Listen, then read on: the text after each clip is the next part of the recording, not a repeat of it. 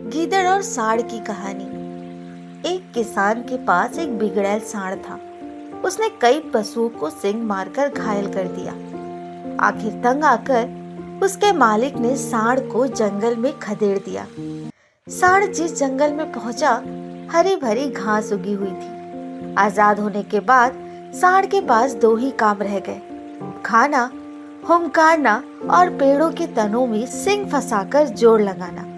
सांड पहले से भी अधिक मोटा हो गया। सारे शरीर में ऐसी मांसपेशियां उभरी जैसे चमड़ी से बाहर छलक ही गई। मांसपेशियां उभरी जैसे चमड़ी से बाहर छलक पड़ेगी।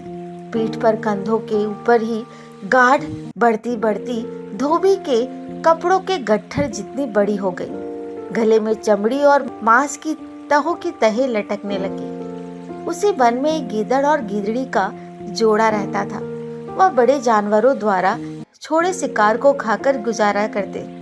स्वयं वह केवल जंगली चूहे आदि का शिकार किया करते।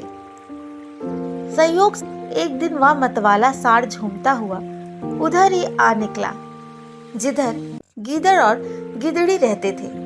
गिदड़ी ने उस सांड को देखा तो उसकी आंखें फटी की फटी रह गई। उसने आवाज देकर गीदड़ को बाहर बुलाया और बोली, देखो तो इसकी मांसपेशियां, इसका मांस खाने में कितना स्वादिष्ट होगा।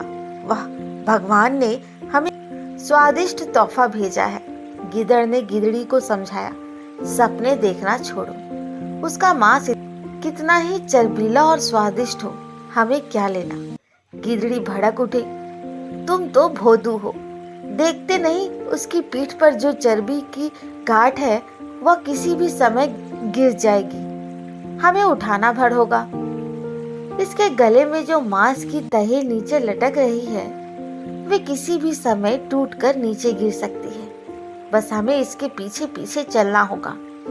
गीदड़ बोला, भाग्यवान, यह लालच छोड़ो। गिदड़ी जिद करने लगी, तुम हाथ में आया मौका अपनी कायरता से गंवाना चाहते हो? तुम्हें मेरे साथ चलना होगा। मैं अकेली कितना खा पाऊंगी।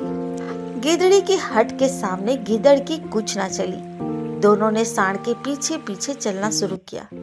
सांड के पीछे चलते चलते उन्हें कई दिन हो गए, पर सांड के शरीर से कुछ नहीं गिरा। गिदड़ ने बार बार गिदड़ी को समझाने की कोशिश की, गिदड़ी घर चलते हैं, एक दो चूहे मार पेट की आग बुझाते हैं। गिदड़ी की अकल पर तो पर्दा पड़ गया था। वह न मानी, नहीं, हम खाएंगे तो इसी का मोटा ताजा स्वादिष्ट मांस। कभी ना कभी तो वह गिरेगा ही। बस दोनों सांड के पीछे चलते रहे। भूखे प्यासे एक दिन दोनों गिर पड़े और फिर कभी नहीं उठ सके। इस कहानी से हमें यही सीख मिलती है कि अधिक लालच का फल सदा बुरा ही होता है। तो दोस्तों, आज की ये कहानी कैसी लगी कमेंट बॉक्स में जरूर बताएं। और हाँ, मेरे चैनल को लाइक, शेयर, सब्सक्राइब करना ना भूलें। धन्यवाद।